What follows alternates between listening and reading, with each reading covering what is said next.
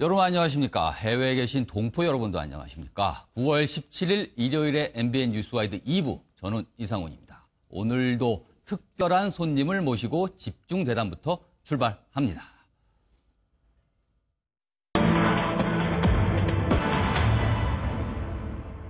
그러니까 피냄새 좋다면서 막 더 때리자면서 그런 거예요. 피 튀기면 그거 더럽게 왜 피 튀기냐면서 또 때리고 어차피 살인 미수인 거 더 때리면 안 되냐면서 맞은 것도 기억 못하게 때리자면서 그러면서 때리는 거예요. 눈물에서도 피눈물 같은 게 나오는 거예요. 지금 다른 생각은 다 안 나요. 그냥 애 빨리 나와서 걔네들 구속되기만 하는 거지. 처벌 좀 심하게 받았으면 좋겠어요. 두려워요. 앞으로 어떻게 할 거냐고.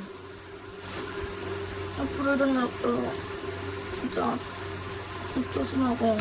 그리고 나 이렇게 할 거야. 근데 이렇게 치면 이렇게 된다. 지금까지 너한테 했던 잘못들 다 반성하고. 너 니 지금 몇 번 잘못했어? 안 그러겠다고 해놓고 몇 번 잘못했냐고.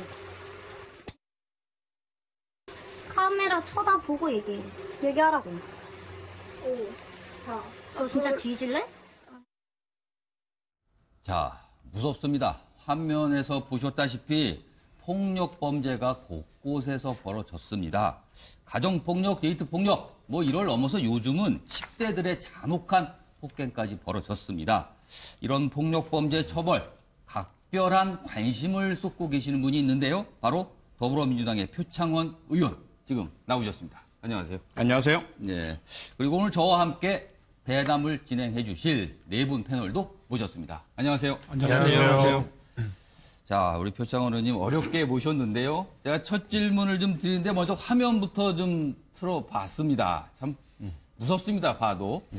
자, 근데 그동안 이 표창원 의원께서 보시면은 폭력범죄 처벌에 관한 법안을 다수 발의하셨어요. 네. 그래서 보면은 제가 좀 찾아봤는데 가정폭력도 있고 네. 데이트폭력 그리고 동물학대도 네. 관련 법안 내셨는데 이번에 청소년 폭력과 관련된 이제 법안을 준비 중이신 걸로 알고 계신데 특별히 이런 폭력 범죄 처벌에 관심을 주신 이유가 좀 있으시다면? 크게 두 가지입니다. 하나는 피해자 입장에 제가 주로 오래 서왔고요. 피해자 입장. 네, 30년 동안 범죄 문제를 다루면서 그래서 네. 피해자를 위한 정의를 구현하겠다는 것이 제 삶의 목표 중에 하나고요. 또 다른 하나는 이 폭력 범죄 중에도 그냥 일반 폭력이 아니라 권력적 폭력 범죄에 있어서만큼은 저는 엄벌 권력적 폭력 범죄. 이 권력적 폭력이 뭐냐면 서로 대등한 위치에서 다툼 생기고 싸우면 폭력이라 하더라도 저는 둘이 합의한다든지 처벌을 원치 않으면 처벌하지 않아도 된다고 봐요. 소위 그거는 경찰 용어로 쌍피라고 하나요? 네, 그렇죠. 그런데 하지만 쌍피라 하더라도 예, 피해자가 가해자에게 반항하다가 생긴 것까지 쌍피로 해서는 안 됩니다. 권력적 폭력은 뭐냐면 가해자가 피해자를 지배 통제하는 상황에서 자신이 어떻게든 할 수 있다라는 그러한 힘을 발휘하고 활용을 해서 피해자에게 폭력을 휘두르는 걸 말하거든요. 피해자는 이러한 폭력을 당할 때 신고도 제대로 하지 못하고요. 피해가 또 상습화되고요. 이로 인해서 상처가 커집니다. 이 두 가지 범죄는 반드시 중형을 내려야 하고 피해자를 보호하기 위해서라도 가해자에 대한 엄벌을 해야 된다는 것이 제 주장입니다. 지금 저 소년법 개정안을 준비 중이신 것도 알고 있는데 네. 구체적으로 그렇다면 어떤 내용을 담게 됩니까? 우선 이 사건 한번 보시면요. 부산 사건의 가해자들이 소년법상의 검사 선도 조건부 기소 유예 처분을 이미 받았습니다. 유사한 폭력 행위를 저질렀는데도 불구하고요.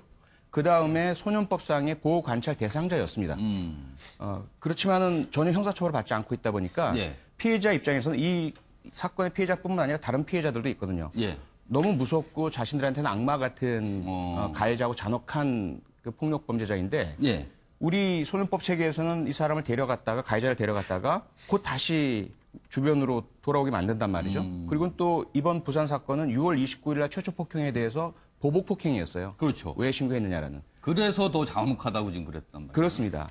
그래서 그런 부분들이 하나하나 다 보자는 거죠. 소년법에 뭐가 문제가 있냐. 첫째, 검사의 선도 조건부 기소 유예는 저는 독소 조항이라고 봅니다. 검사가 전문가인 그 가정법원 소년부 혹은 지방법원 소년부의 전담 판사에게 보내지도 않고 법원에서의 심리를 거치지도 않고 검사 스스로가 내가 정하는 이 조건 받아들이면 봐줄게라는 형태로 아무런 처분 없이 사실상 검사가 판결을 내리는 효과가 그렇습니다. 그리고 그 대부분의 그 법 내용에 보면 그 선도 조건에 있어서도 어떤 특정한 요건들이 없어요. 그냥 지역 내에 있는 상담소 같은 데 가서 예. 상담 받으면 된다고 하고요. 이번에 그 부산 사건 가해자들도 오늘 기사가 나왔지만 예. 그들에 대한 보호관찰 기록이 착하다, 말 잘 듣는다, 형식적이고 똑같았다는 거예요. 아무런 실효성이 없는 것이 현재 그런 부분이고요. 또 두 번째로는 이 소년법상의 그 대상자들은 형사처벌을 받는 대신에 보호처분을 받도록 하거든요. 1호부터 10호까지의 처분인데 소년원에 보내는 8, 90호를 제외하고는 거의 실효성이 없습니다. 보호관찰관의 숫자도 부족해서 한 명당 130명을 평균 담당하고 있고요. 이런 상태다 보니까 사실 그동안 우리 어른들이나 국가와 정부가 소년 범죄, 청소년 폭력은 무관심하고 방치해 놨습니다. 그리고 아이들이 아직 어리니까라는 인식 속에서 그 사이에 피해자들은 계속 보복과 피해의 두려움 속에 떨고 있었던 거죠. 그럼 법에서는 구체적으로 어떤 조치를 하라는 걸 규정이 들어가는 거에 되나요? 그래서 지금 제가 11월 달에 종합적인 대책을 내놓겠다고 약속을 드렸고요. 처음에 이 학교폭력의 출발은 가정에서 시작합니다. 아동학대의 피해자들입니다. 대개 가해자들이. 아동학대에 대한 미온적인 대응, 이 부분을 아동학대 방지법에서 고칠 예정이고요. 그러니까 구체적으로 근원점에 대한 근원점부터 하겠다는 말씀이시죠. 그다음에 가정에서 문제가 생긴 친구들이 학교에 와서 학교 폭력을 되게 저지릅니다. 학교 폭력 대책법 역시 학폭위라는 현재 실효성이 거의 상실된 기구에 의해서 한쪽으로는 경미하고 미온적인, 다른 한쪽으로는 학교 밖으로 배제하는 이러한 처분이 내려집니다. 이 부분도 손질을 해야 되고요. 그다음에 이제 그 학교 폭력 밖으로 나온 아이들이 소년법 체계로 들어옵니다. 그럼 소년법 체계 앞서 말씀드린 것처럼 검사가 마음대로 한다든지 또는 법원에서 할 수 있는 처분에 실질적인 방안이 별로 없다든지 그다음에 이 청소년 범죄 4단계인데요. 일탈, 경미 형사범죄, 심각한 범죄, 잔혹하고 흉포한 범죄 이 4단계 중에서 잔혹 흉포한 범죄는 우선 형사처벌을 할 수 있도록 그런 개정들을 지금 하고 있습니다. 그렇다면은 그 잔혹한 범죄에서 소위 말해서 촉법 소년 나이를 좀 낮춘다는 부분에는 찬성하신 건가요, 그러면? 제가 이제 동의하고 공동 발의에 참여는 했습니다. 일단 그 연령이 문제인데요. 현재 형사 미성년자 연령이 만 14세 미만이거든요. 그런데 이번 부산 사건 같은 경우는 같은 공범들 중에 만 14세 이상이 된 친구가 있었고 그 아래에 있는 친구가 있었습니다. 그래서 있었습니다. 같은 범행을 했음에도 불구하고 이 부분에서 서로 형사처벌을 받고 안 받고가 나누어지거든요. 그러면 이 연령이 적절한가에 대한 문의를 해봐야 되겠죠. 영국은 만 10세입니다. 형사 미성년자 연령이. 스코틀랜드는 낮군요. 영국은. 스코틀랜드는 8세고요. 8세. 예. 미국은 아예 없는 주도 있고 7세, 8세, 14세까지 높아갑니다. 다양합니다. 그런 차원에서 보자면 우리나라는 적어도 중학교에 들어가는 연령부터는 스스로가 자신의 행동에 대해서 책임을 질 수 있다라는 그러한 구분을 해야 되지 않느냐. 그래서 만 13세, 12세 요 사이에서 사실 중학교 입학 최저 연령이 좀 결정되고 있죠. 지금보다는 좀 낮출 필요가 있다는 데서는 공감을 하고 계신 거네요. 네. 제가 요 질문을 하나만 하고 이제 패널 분들께 질문할 기회를 좀 드릴 텐데, 사실은 10대 소년들의 범죄가 이거는 글쎄요, 성인들도 저렇게까지 잔혹할 수 있을까 싶을 정도의 모습이 나타나고 있거든요. 지금 의원이시기 전에 사실 범죄심리 전문가십니다. 네. 이런 10대들은 어떤 심리 상태에서 저런 일을 자행을 하는 걸까요? 우선 나이를 배제한 상태에서의 심리가 있고요. 청소년기 심리 두 가지가 합쳐져 있다고 보여집니다. 우선 그 나이를 배제한 상태에서는 가장 쉽게 이해하실 수 있는 것이 최근에 우리가 목격했던 군대 내에서 그 후임병에게 뭐 인간이 말로 정말 할 수도 없는 가혹한 행위들, 그 심지어 인간의 변을 먹도록 하기도 하고요. 죽을 지경에 이를 때까지 구타를 하기도 하고 이런 일들이 벌어지는 것과 똑같다고 보면 돼요. 자신들이 지배 통제하에 있는 대상을 자신과 같은 인격체를 보지 않는 겁니다. 그리고 스스로들에게 있는 열등감이나 자존감 상실의 문제를 투사시켜서 이 피해자에게 쏟아붓는 거죠. 그리고 그 피해자를 자기 마음대로 조정하고 통제하고 굴종하게 만들므로써 우월감을 느끼고 잃어버린 자존감 회복에 아까 말씀하신 권력 관계에서 벌어지는 그렇죠. 권력적인 폭력입니다. 그런데 여기에 덧붙여서 아직 청소년기에는 자신들이 하는 행위의 심각성이 어느 정도인지를 정확하게 파악을 못합니다. 피해자가 어떤 것을 느끼는지도 정확하게 느끼지 못하고요. 그런 부분에 있어서 2단계까지 오기 전에 우리 교육이나 사회가 전혀 이 가해 청소년들에 대해서 그 부분을 알도록 도와주지 못했다라는 측면이 있는 거죠. 알겠습니다.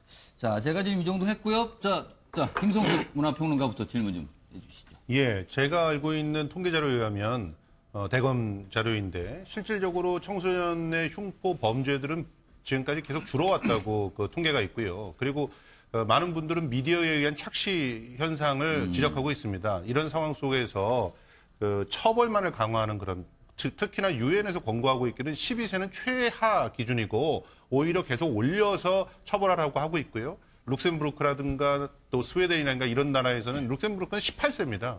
그러니까 이런 나라들을 모델로 삼아서 의원님께서 말씀하셨던 보완해야 될 부분, 그러니까 아이들을 보호 관찰하는데 한 명에 150명 붙인다는 이런 부분들을 개선을 하는 것으로 바꿔나가야지 실제로는 사회에 다시 돌아올 수 있게끔 해주는 방법을 더 모색해야 되는 거 아닌지 이런 부분을 여쭙고 싶고요. 그리고 오히려 지금 필요한 거는 말씀하셨던 대로 아동학대 금지법이라든가 차별금지법이라든가 이런 걸 통해서 아이들에게 올바른 기준들을 갖다 제시해주는 법들이 있어야 되는 거 아닌지 이런 생각을 여쭤보고 싶거든요. 동감하죠. 동의하면서 하지만 그렇다고 해서 형사처벌을 배제하자라는 것은 반대하고요. 조금 어떻게 들으실지 모르겠지만 북핵과 연계시키자면 북한도 그럴 만한 사정이 있다. 그들도 살기 위해서다. 생존이다. 예. 그러므로 아무런 제재하지 말자. 저는 거의 반대입니다. 하지만 그렇다고 우리도 전술핵 가지고 핵 개발하자. 그건 반대입니다. 그렇죠? 이렇게 보신다면 우선 청소년 범죄자들의 그런 통계적인 부분은 예외로 하고요. 그들의 그럴 만한 사정이 있고 아직 성장 단계이고 당연히 살펴봐야죠. 하지만 그 결과적으로 드러났을 때 피해자에게 죽음에 이를 정도의 공포를 느끼게 하는 범죄까지도 포섭을 시켜서 무조건 봐주자. 그건 대책이 아니라고 보고요. 이번 부선 사건도 그렇게 나타났죠. 그래서 우선 그런 그 청소년 보호를 위한 지원책을 마련하기 위해서도 그렇고요. 이런 지원책이 실제로 실효성을 발휘하게 하기 위해서도 한쪽에는 강한 제재와 형사처벌의 가능성이 존재해야 합니다.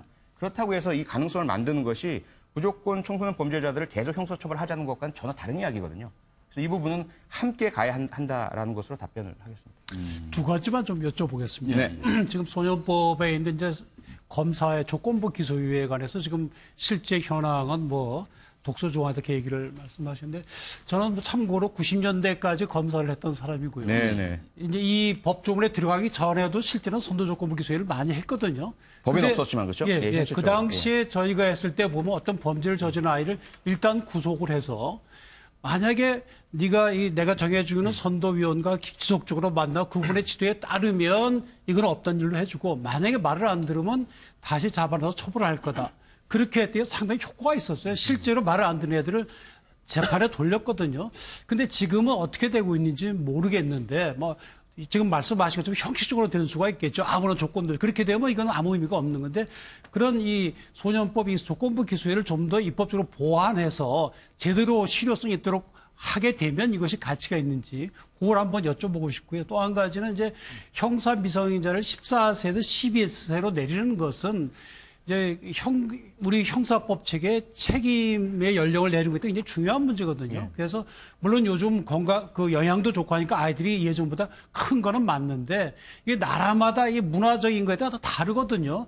우리나라의 14살과 또 남미의 14살, 서구의 14살이 다르거든요. 그래서 우리 사회 전체적으로 12살부터 14살 이 사이에 관한 아이들의 정신적인, 정서적인 성장이 어떤지 거기에 대한 어떤 통계조사나 연구가 좀 선행되어야 될 걸로 보이는데 혹시 그런 것이 되어 있는지 그거를 여쭈고 싶습니다. 잠깐만. 지금 말씀하시다니까 어려운 법률 용어가 나오니까 조건부 기소유예 이런 게 나왔어요. 이게 쉽게 얘기하면 잡아들였는데 애가 반성하는 걸 갖고 좀 개선의 여지가 있으면 그냥 풀어준다 이런 말이죠. 아니 그건 아니고요. 아닙니까? 예, 가서 선도위원의 말씀을 잘 듣고 예. 계속해서 착하게 하면 용서해 주는 것이다. 얘가 착할 가능성이 있어 보인다 그러면 그건 선도위원을 통해 계속 듣습니다. 검사가 전화해서 얘가 어떻게 돌아가냐 그 얘기를 듣고 맞춤형으로 정해 주었으면 요즘은 어떤지 모르겠습니다. 제가 할 때 그렇게 했어요. 시청자분께도 그 얘기를 참고하시고 지금부터 답변 들어보겠습니다. 네, 일단 요즘 상황부터 말씀드리면 그래서 제가 한번 조사를 해봤더니 지난해 2만 5천 건 정도의 청소년 범죄자에 대한 선도 조건부 기소유예 그중에서도 재범자들만 2만 5천 건인데요. 그 전 처분을 봤어요. 그랬더니 11,000건 정도, 약 35.3% 정도가 똑같은 선도조건부 기소유예를 받았다가 또다시 선도조건부 기소유예에 해당되는 형사범죄를 저지른 겁니다. 지금 현재 그런 실효성이 떨어졌다는 것이고요. 선도조건이 충족이 안 된 거네요. 안 되고 관리가 안 되는 거죠. 그러니까 지금 정태훈 변호사님이 말씀하신 과거에 그나마 검사들이 열의를 가지고 청소년 범죄자 한 명 한 명에게 본인이 직접 과연 그 조건을 이행하는지도 살펴보기도 하고 그 조건이 이행하지 않으면 기소유예라는 것이 기소를 미루는 것이지 안 하는 것이 아니거든요. 그러면 조건을 충족하지 않으면 바로 기소하면 되는 것이거든요. 이제 그런 기소권을 가지고 청소년 범죄자들을 자기 지역 내에 있는 친구들을 이렇게 관리하셨던 전통적이고 좀 인지상정적인 통제가 있었다면 지금은 그런 것들이 통할 수 있는 검찰 여건이 아니지 않습니까? 잘 아시지 않습니까? 너무 사건도 많고요. 기소유예 처분을 내려버리면 끝입니다. 그러니까 이 친구들은 그것을 강한 처분, 유예된 처분으로 보지 않고 용서받고 면죄받았다고 보고 똑같은 범죄를 또 저지르고 있는 상황이에요.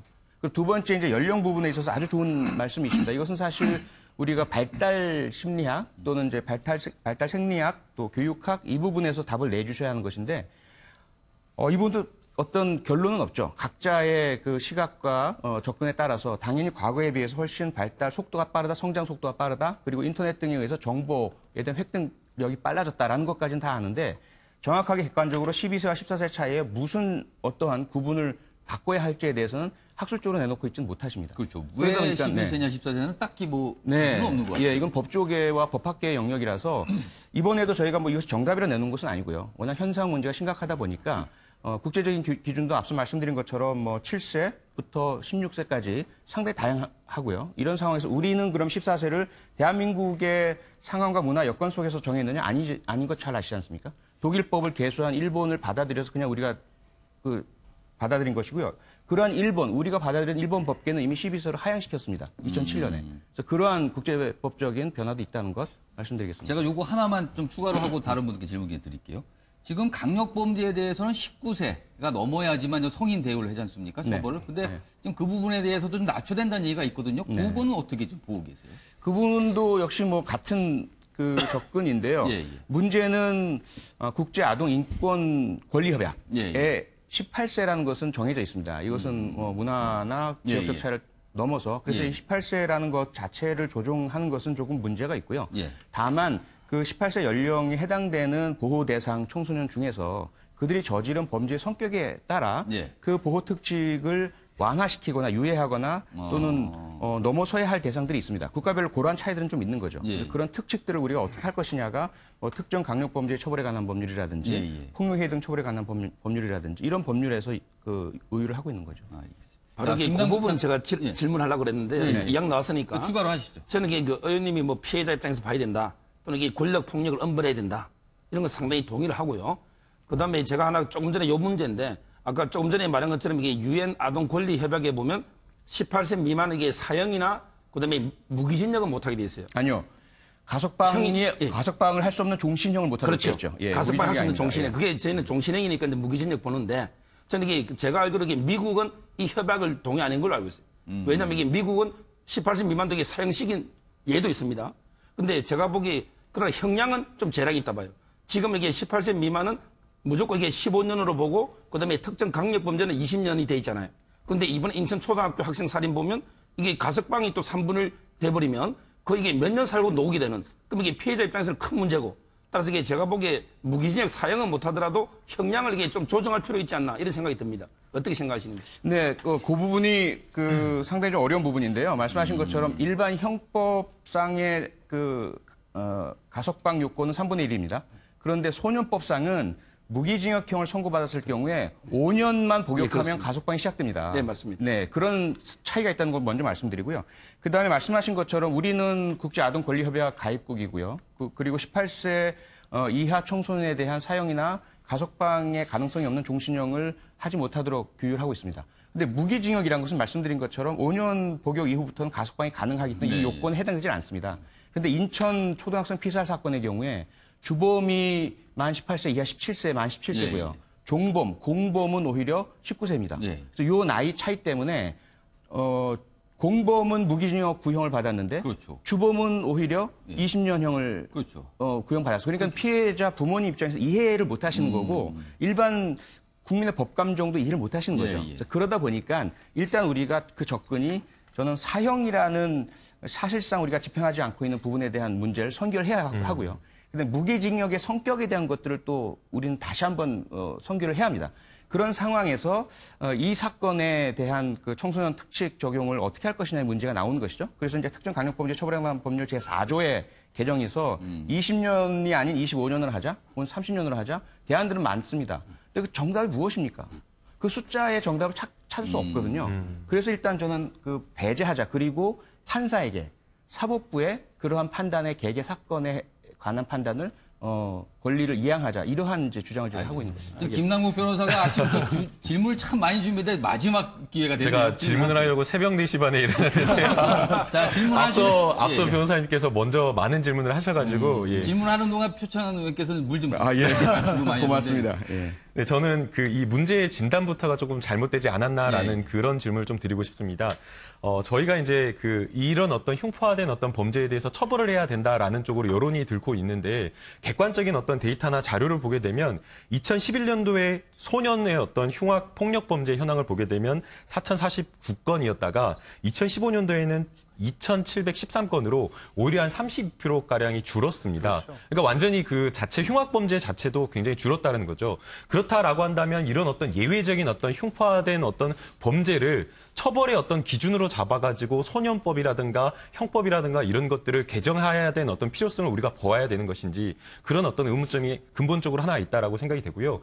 그리고 이제 앞서 이제 변호사님이나 의원님께서 말씀하시고 답변을 하실 때 형사 미성년의 어떤 책임과 관련해서 양육이라든지 어떤 발육이라든지 얼마나 성숙했는지와 관련된 이야기를 많이 해주셨는데 저는 그거보다는 오히려 우리 사회가 이 아동들을 형사 미성년으로 볼 때 14세 미만을 어떤 식으로 봐야 되는가라는 어떤 사회적인 어떤 접근이 더 중요하다고 생각이 됩니다. 이 부분과 관련해서 14세 미만을 처벌로 보아야 될 것인지 아니면 오히려 우리 사회가 미성숙하니까 좀 더 교육의 관점에서 보호하고 양육하고 교육하는 그 대상으로 봐야 되는 그 관점의 문제인 것이지 14세가 이걸 아느냐 사리 분별이 있느냐 문제 없느냐 이런 문제로 볼 것은 아니라고 생각이 되기 때문에 오히려 저는 이 부분을 처벌의 관점으로 볼 것이 아니라 교육의 실패로 봐서 오히려 그런 어떤 부분을 좀 보호하는 어떤 그런 부분을 조금 더 강화해야 되는 것이 아닌지 그런 좀 생각이 듭니다. 좋은 말씀이시고요. 우선 앞서 말씀드린 것처럼 통계상의 부분 제가 변론으로 말씀드린다고 했지 않습니까? 통계라는 것에 대해서는 산정 방식에서 상당한 그 논쟁이 있고요. 두 번째는 줄어들고 있다 하더라도 강력 흉악범죄 피해자에게는 자신이 접한 범죄가 가장 심하고 중요한 것이지 전체적으로 몇 건인지는 중요하지 않습니다. 세 번째, 제가 말씀드린 것처럼 제가 추진하고 있는 법 개정의 방향은 우선 아동학대부터 교육 그리고 소년사법 실패 전반을 보자는 것입니다. 가장 제가 조금 저하는 것이 뭐냐면 무관심입니다. 사랑의 반대말은 무관심이에요. 그런데 이제까지 그런 청소년 범죄, 폭력 문제, 피해자들이 겪는 고통에 대해서 개선해야 할 노력들을 하지도 않았으면서 이제 와서 그러면 아주 몇 개의 케이스 전혀 처벌받지 못하고 있어서 피해자 보호받지 못한 사례에서 처벌 문제를 지금 이야기를 하고 그 처벌만이 아니라 처벌만 얘기하는 건 아니지 않습니까? 소년법의 개정과 학교폭력대책법 관련 모든 법들의 개정 함께 해나가자고 하는 이 노력들에 대해서 처벌만을 딱 꼬집어서 전혀 그러한 처벌은 옳지 않다. 그러니 아무것도 하지 말자. 무관심으로 다시 가자. 이건 전 반대입니다. 그래서 이번에 이런 관심이 불러일으켜졌으니만큼 편을 나뉘어서 처벌이 능사는 아니냐로 다툴 그런 시간적 여유가 저는 없다고 봐요. 필요한 그 수가 아무리 소수라 하더라도 정말 죽음의 공포에 이를 수 있는 피해를 겪고 있는 피해자들을 구제할 수 있고 아주 소수일지 몰라도 그들이 소년이라는 그런 연령의 문제가 아니라 그 가혹성과 잔혹성과 폭력성의 문제가 있는 친구들은 반드시 이 문제가 특별 예방이 될 수 있는 교정교화가 이루어질 있는 그런 방안이 마련돼야 합니다. 그다음에 볼륨 크라임이라고 하죠. 전체적인 일탈과 범죄 부분은 당연히 현재 소년법 체제가 실효성을 발휘할 수 있는 제도적 보완이 있는 방향으로 가야 된다는 거죠.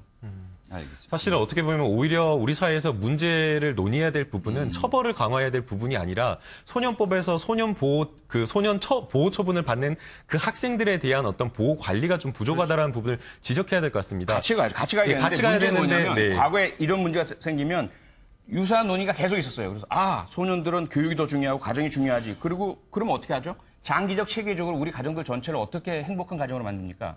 그 노력을 해야지만 너무 크고 방대하다 보니 복지 예산도 많이 드니까 그냥 손 놔버려요.